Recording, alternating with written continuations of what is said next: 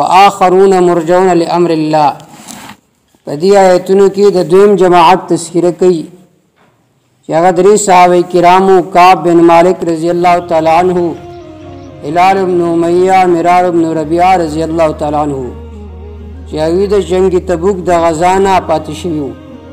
امام بخاری رحمه الله دا روایت په خپل کتاب الجامع الصحیح کې ذکر کړی دی چې حضرت کعب بن مالک رضی الله تعالی عنه په خپله فرمایي چې ما په جنگ بدر کې شرکت نو کړی ځکه هغه یو اتفاقی غزا وه، خو ما نبی صلی الله علیه وسلم سره بیعت کړو کله چې نبی وسلم په مکه کې او هلته تللی وم.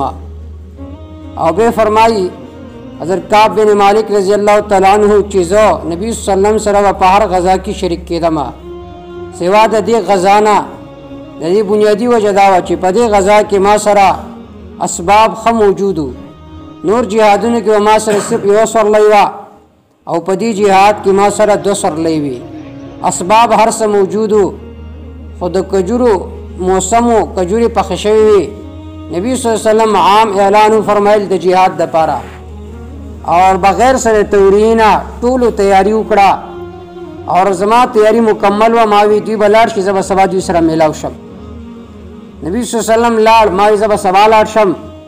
دې کې سبا هم لاړ. سبا سره نبی صلی الله علیه وسلم هلته جنگ تبوک ته ورسېد، د واپسۍ اراده یې وکړه او را روان شو. دې کې چې کله نبی صلی الله علیه وسلم ته ما ته خبر راغی چې نبی صلی الله علیه وسلم راغی، نو زه ډېر پریشانه شوم چې اوس څه وکړم. خیر دا نبی صلی الله علیه وسلم خوا ته لاړم. په دې کې دا واقعه هم راځي چې نبی صلی الله علیه وسلم یو ځل ناست و، تپوس یې وکړو د صحابو نه چې حضرت کعب بن مالک رضی الله تعالی عنه په نظر نه راځي، هغه سره څه شوي دي. نو یو ورته ووایي چې هغه شاید د مال او دولت نه دی وزګار، نو ځکه رانغی. بل صحابي ورته داسې خبرې مه کوه، هغه منافق نه دی، یو مخلص صحابي دی.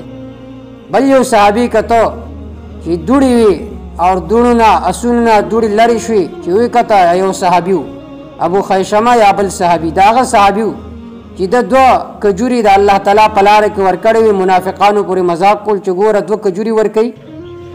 نو نبی صلی الله علیه وسلم چې کله مسجد نبوي کې تشریف فرماو، راغی کعب بن مالک رضی الله تعالی عنہ فرمایي چې زه راغلم، نبی صلی الله علیه وسلم ته مې سلام وکړو.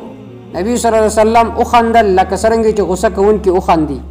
بیا نبی صلی الله علیه وسلم فرمایل چې کم یو عذر چې ته پاتې شوی؟ ما یا رسول الله هیڅ عذر نه و، بلکې سستۍ د وجې نه پاتې شوی وم. دی په خپله فرمایي چې الله تعالی ما له علم کلام را کړی و، ما به لوی خلکو سره بحثونه کول. که ما غوښتلی وی ما به نبي صلی الله علیه وسلم ته دروغ ویلو، نبي صلی الله علیه وسلم زما عذر قبول کړی. خو که ما داسې دروغ ویلی وی، شاید الله تعالی به وحي کړی وی، زما دروغ ښکاره کړی وی. نو ما دروغ نه وی بلکې صفا خبره مې وکړه. را روان شوم، یو کس ما سره میلاو شو، ما ته ووي چې تا دا غلطي وکړه، تا به څه عذر پیش کړی. ما ورته وی نه زما څه عذر ونه، نو ما ځکه پیش نه کو. خیر دا چې نبي صلی الله علیه وسلم اعلان فرمایل چې د سره به خبرې نه کوئ. ما تپوس وکړو چې نور صحابه شته؟ هغه وی 2 صحابه نور دي، هلال بن امیہ، مرار بن ربیعہ رضی الله تعالی عنہ. دې فرمایي چې په دې ورځو کې دا روز ځمکه په ما باندې بنده شوې وه، تنګه شوې وه، لکه وروستو آیتونو کې به راشي حتی اذا ضاقت علیهم الارض، چې ځمکه په دې صحابو باندې تنګه شوې وه. ځکه چې کله د الله رسول ناراضي نو به انسان زړه تنګ وي. دوی زه په بازار کې ګرځېدم، ما سره به چا خبرې نه کولې، تر دې پورې چې یو ځل زه په بازار کې روان وم، یو تاجرو تپوس یې کول چې کعب بن مالک څوک دی؟ نو کسانو ورته اشاره وکړه چې دا پورې دی. هغه ماله یو خط راکو، هغه خط د غسان د بادشاه د طرف نه و. هغې کې دا لیکلي و چې مونږ ته پته لګېدله چې ستا محبوب د تا نه ناراضه شوی دی، تا باندې ځمکه تنګه شوې ده، ته دلته راشه، تا له مونږ لوی مقام راکو، بادشاهت به دله راکو. زه په ژړا شوم چې اوس د غیرم زما نه تمه پیدا شوه. تنور کې مې هغه خط گزار کو او جلاو مې کو. چې کله 40 ورځې پوره شوې، نبي صلی الله علیه وسلم اعلان فرمایل چې اوس د کور والا ته حکم دی چې د سره خبرې نه کوي، د خپل کور والا ته نږدې کېږي نه. نبی صلی الله علیه وسلم دا اعلان فرمایل. حضرت کعب بن مالک رضی الله تعالی عنہ تپوس کو چې طلاق ولا ورکم، ورته ویل شو طلاق ولا مور کوا، استاد خوراک سکاک تنظیم بنه کې تب ورته نږدې کېږي نه. ما خپل کور والا ته وی تلاړ شه پلار کورته.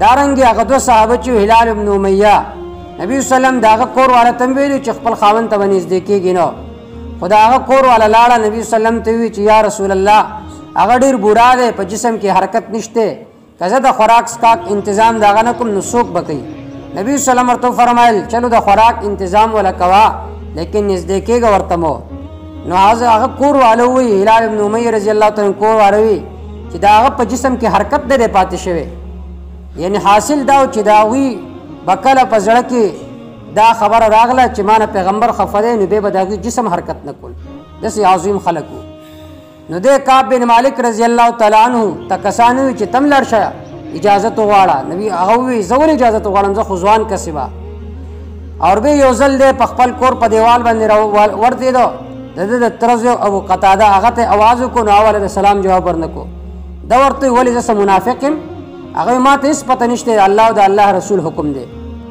خیر دا 50 ورځې تیرې شي دی فرمایي دا اخر 10 ورځې دا په ما باندې ډېرې ګرانې وي چې کله 50 ورځې مکمل شوي ویزه سهار مال خپل کور په چت باندې منځ به کول دی کې یو بشار आवाज کوونکی आवाज کو چې تا ته الله تعالی زیر راکې پیغمبر ته زیر راکې چې ما وکړو یو کس را روان دی په اس باندې په تیز رفتار دغه باندې او مال زیر راکو چې ستا توبه قبول شوه ما سره بل سنو کپړه مې خپل راواغست هغه مې ورکړه او ځان مې یو کپړه د چانو وغوښته هغه مې واغسته او د نبی صلی الله علیه وسلم خواته راغلم مسجد نبوي ته وی ټولو خلکو ما سره په خیر راغلی کول مبارکباد یې راکول ماله وی زما په زندګۍ کې د ټولو نه ښایسته ورځ دغه ورځ په کومه ورځ چې زما توبه قبوله شوې وه وی کله چې زه راغلم نبي صلی الله علیه وسلم باندې مې سلام وکړو نبی صلی الله علیه وسلم مسکی شو او مسکراهټ باندې نبی صلی الله علیه وسلم په باره کې راځي چې کله به خندل نو د نبی صلی الله علیه وسلم چهره به داسې وه ته به وایي چې 14 سپوږمۍ دومره مزه به یې کوله نبی صلی الله علیه وسلم خواته کېناست